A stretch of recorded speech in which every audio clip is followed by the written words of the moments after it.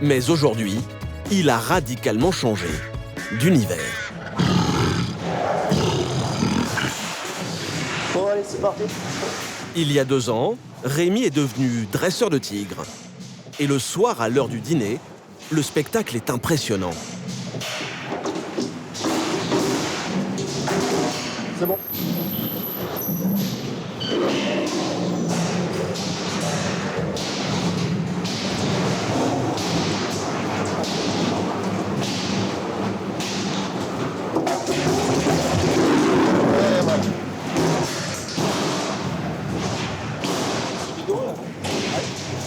Voilà, quand ils ont faim comme ça, la bouffe c'est sacré. Ces 9 tigres du Bengale, le zoo d'Amnéville les a réunis pour un numéro de dressage. Le défi a immédiatement séduit Rémi, qui a suivi une formation. J'ai vu des tigres à différents endroits, que ce soit dans les zoos, dans les cirques, des gens travailler en contact direct. Et c'est vrai que pour moi, ça a toujours été un rêve de pouvoir côtoyer vraiment au quotidien, d'avoir des vrais échanges et du contact avec des animaux sauvages aussi puissants. C'est un animal qui m'a toujours passionné, fasciné. Aujourd'hui, Rémi connaît par cœur chacun de ses fauves, et une fois par semaine, il leur sert leur plat préféré. C'est du bœuf, c'est la partie où il y a les côtes avec. Quand c'est du bœuf, ils sont encore plus excités.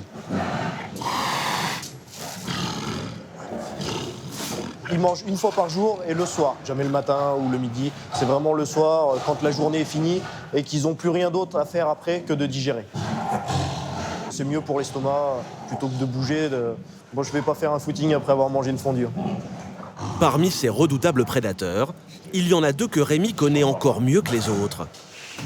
Drogo et Vagar, 2 tigres blancs qu'il peut approcher, même à l'heure du dîner. Il y a un rapport particulier avec cela? Ah oui. Quand je m'approche, ça pose pas plus de problèmes que ça. Par contre, si je vais voir la cage d'à côté, Kali, là, c'est pas la même chose.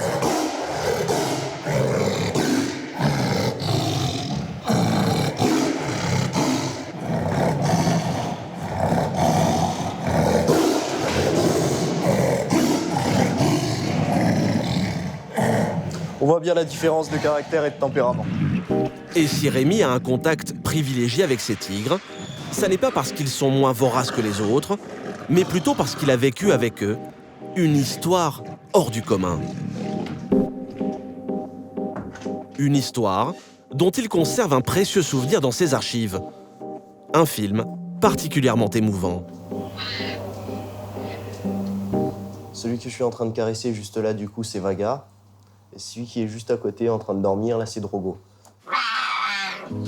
Sur ces images tournées il y a 2 ans, ces tigres viennent de naître. Et leur mère ne s'occupe pas d'eux. Ils vont vivre 3 mois chez Rémi, 7 jours sur 7. Je les ai récupérés, ils avaient à peine quelques jours. Ils commençaient tout juste à ouvrir les yeux. Et donc à partir de ce moment-là, je les ai élevés au biberon. Donc biberon toutes les 3 heures, jour et nuit, jusqu'à l'âge de 2 mois et demi, 3 mois. C'est un petit peu dur physiquement parce que ça fatigue. Mais par contre, c'est des moments exceptionnels. Après le biberon, en général, voilà, c'est la sieste. Poum. Donc c'est le moment vraiment cool, calme, câlin. Je dormais avec, j'étais vraiment tout le temps avec eux 24 heures sur 24, quoi. C'est tellement adorable et tellement reconnaissant que c'est vraiment des moments d'émotion et des moments de partage qui sont uniques.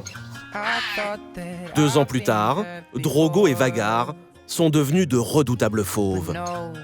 Mais Rémi les connaît sur le bout des doigts. Leurs attitudes, tout de suite, je vais savoir dans quel état d'esprit ils sont, s'ils ont un petit peu peur, s'ils sont joueurs. Je le vois tout de suite, alors que les autres, il faut déjà que j'apprenne à les découvrir, à connaître le caractère de chacun. Et cette complicité, Rémi va s'en servir pour mettre au point le clou de son spectacle.